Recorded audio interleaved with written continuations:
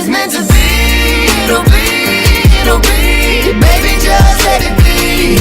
If it's meant to be, it'll be, it'll be. Baby, just let it be.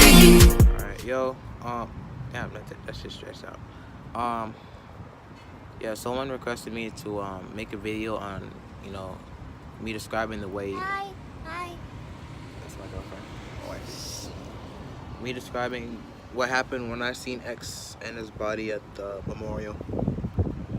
So, it was a long day. It took us a while to get there. Me and my brother had custom hoodies about, you know, his death, and I have one of the hoodies. yeah, she does. So we have, we brought some hoodies and we made our way down to the, you know, BB&T Center. And knowing that, you know, we were told not to bring our cellular devices and our phones and any recording device, I left my phone home. Everything. I said, no, Mama, leave my phone home because I really want to get a chance to see this, you know. And we went. I didn't eat that morning. I didn't drink anything. We stood out in the sun. It was about hundreds of thousands of people out there. There's like everyone out there, you know, supports death. And we get out there, and a couple people took, you know, pictures of our jackets, and we're getting a little fame. You know, some guy put us on his YouTube channel, and he didn't put our clip on his channel because I guess he was some Spanish guy. But anyways, though, we walk into the entrance and his music is playing and everything is loud and emotional. There's people online talking and crying, and you know, everyone's just, you know, gathered in line and waiting for their turn to see X. It was our time to get in line and go into the stadium.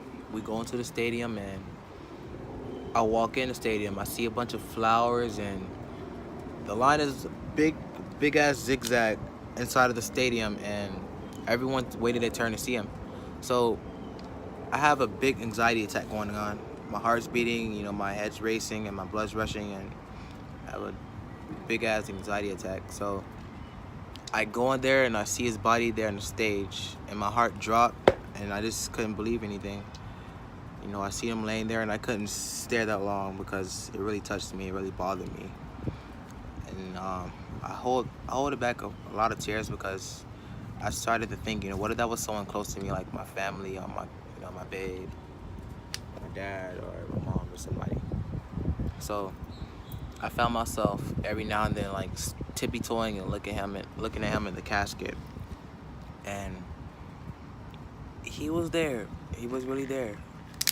You know, it took us a while to get up stage to see him, but we stayed in line, and all his music and his inspirational, you know, videos were playing.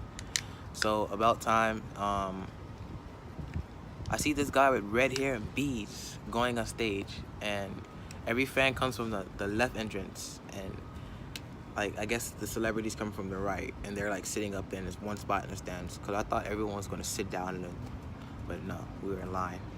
So this guy with the red beads is standing up there.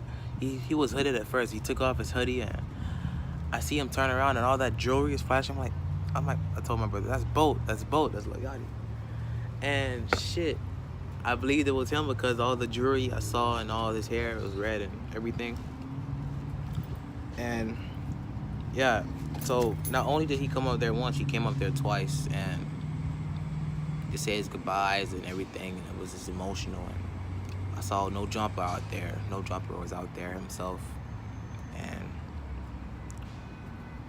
it was like the event was so emotional that every time we looked over there standing, and we was like, oh, is that Little Pump? You know, is that J. Cole? You know, is this him and her and he, she? You know, it was like that emotional. So it's our time to get up on stage, and from the distance I've been looking at X, I've been tippy-toeing to see that was, you know, him in the casket, and I thought his hair would be out and dreaded up and like in a ponytail, but when I got up stage, it was my time to get up there, and my heart started pounding. I didn't know what I was gonna say. I didn't know how long I could be up there, and you know, I basically stood over his body there, and it was the little lines and the barricades. They're blocking from people, you know, being able to touch him. And there was 2 security guards standing there too, and X is there. He had a jean jacket, a light jean jacket on. He had his tank top on. His hands were folded and they were black, but his fingernails were black and the paint was chipping off his nails a little bit. But I seen the 17. I seen this tree tattoo. No homo, but dude has some small lips. I'm for real. I'm just basically like giving every detail I saw him, and that was pretty much it. And his hair was braided into, and the way his hair was up because the way he was laying on the pillow. His dreads were braided. And I stood up there and I was like, damn. I think I'm not a bitch about it, but I have so much sympathy for it, and I think I did cry after it. But I had a big ass headache in the rest of the day from seeing it. But yeah, for all these people that's saying like he's alive and he's living and all that stuff, he's actually gone. You know, there's no X is alive and he's not living. For everyone who went out there themselves and saw grass to see him at the BB&T Center, they know that it's really, you know, true, because the whole situation was disastrous because me and her were in Hollywood. But yeah, X is gone.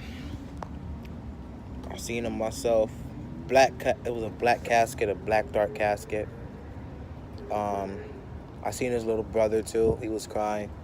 Some other dude was just holding him and, you know, patting his back because, you know, he was very, I felt the pain he was feeling, you know, and it's very sad.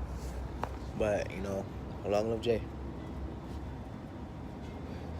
After seeing him in that casket, I just was like, damn, man, we lost a rock star. You know, we lost a legend. And yeah, man, very inspirational. It didn't have to happen to him over some money that he could have made again. You know, it was all a setup. Peace.